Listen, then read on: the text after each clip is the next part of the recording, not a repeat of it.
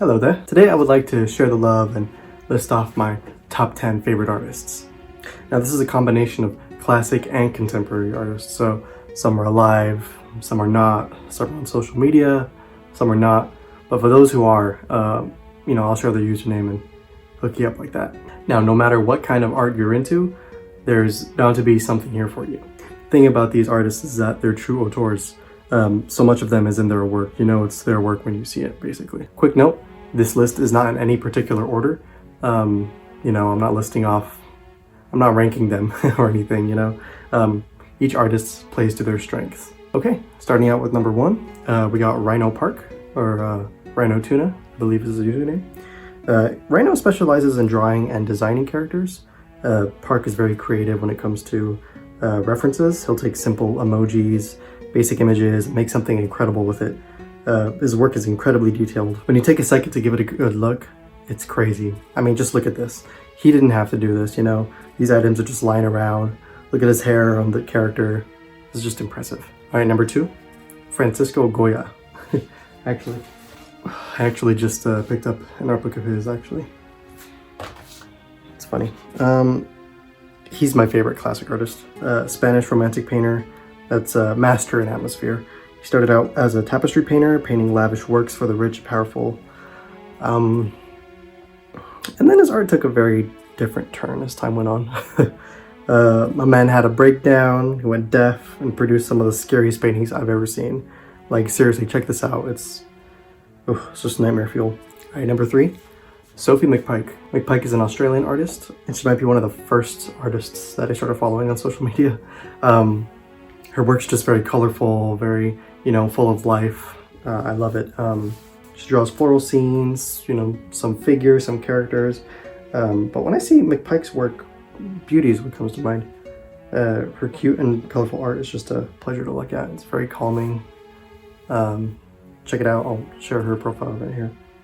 Number 4, Pochan.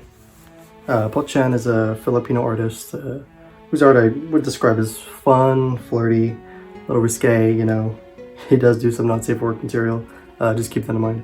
But I like the way he renders skin. It looks very soft, very real and ideal. He's got his anatomy nailed down too. It's very nice. All right, number 5, Hayao Miyazaki. You guys know who this is. It's a famous world-renowned film director. I love his characters, love how fantastical his stories are. I appreciate how his art style can look so gentle, so pleasant, but still tell serious stories, I love how he has cute movies that are just a good time, fun for kids, like Ponyo or Totoro. And then he has movies like Princess Mononoke and Grave of the Fireflies, which I really recommend checking out. Like, it made me ugly cry at the end. My personal favorite is The Wind Rises and Princess Mononoke. Go check them out. I think they're streaming on Disney+. Okay, number 6, Akira Toriyama.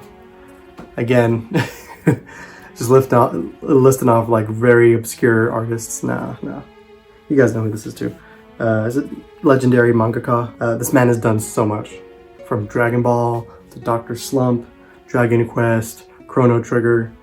DBZ is huge here in the West, shout out my Mexican peeps out there. But no, I'm more of a fan of like original Dragon Ball, like when Goku was a kid. I just love how like cute and like soft and approachable his art is. Like when it comes to everything, when it comes to characters, when it comes to vehicles and everything. It's very approachable, very fun, and wonder if you can see that in my art.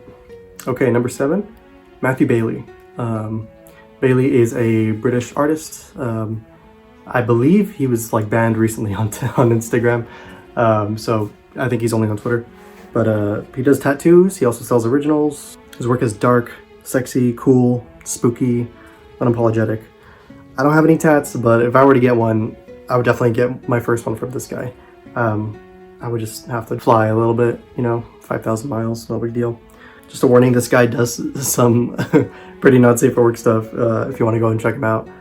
And I mean, pretty creative not safe for work stuff too, like, oh, I didn't know skeletons could do that to the human body. Oh, okay, oh. But I digress. Moving on. Number 8, Ian Su. Ian is an artist based in Los Angeles. Hey, my hometown. Sue is a concept artist and illustrator who does these imaginative character illustrations. He has this kind of like sci-fi, fantasy flair to his art too, pretty neat. I like his work. It's creative, detailed, vibrant, good stuff. He has this very strong sense of creativity when it comes to designing characters. You know, he doesn't just draw like one body type. He'll take like this like simple thing to take a reference off, and then he'll just blossom and bloom into something crazy. All right, number 9, Maria Pareja. Maria is a Spanish illustrator and designer who's done work for a lot of film and TV. Wolfwalkers is a notable one. I describe her art as cute, colorful, whimsical, funny. I love her character art. Her faces are very expressive, and I love the variation in her characters too. I feel as if I can see her characters coming to life and already knowing how they like walk and act and everything. Number 10, Henry Wong. We're gonna end this list with an environment artist. In fact, he's the only environment artist on my list. Wong is a London-based illustrator who produces some stunning environments. I describe his work as geometric, impressionistic, but it all reads very clearly at the end of the day. This guy has a killer understanding of how light works and how to render well, and I guess you kind of need that if you're going to be an environment artist. That's going to be it for today, folks. If you like any of these artists, give them a follow. If they're not on social media, then I don't know, check them out on Wikipedia or something. You know, maybe they have an online shop where you can get some prints or stickers from. You know, maybe they have a Patreon where you can get some really cool monthly swag. I don't know. Oh, by the way, I did, just a quick side note, I did finish my Ken Masters mouse painting.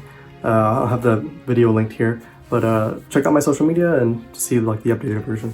But yeah, thanks for watching, and I'll see you guys in 2 weeks. All right, take care, bye.